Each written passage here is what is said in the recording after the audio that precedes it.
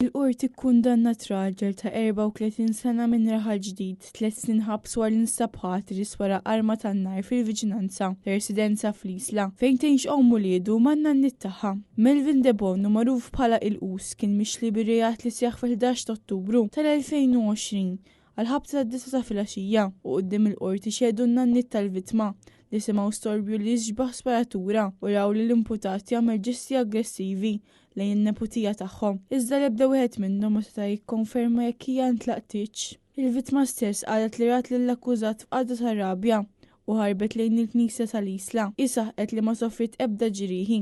Xhieda oħra ppreżentata mill-Pulizija indikaw li Debonu ma kellu ebda arma tan-nar irreġistrata f'ismu.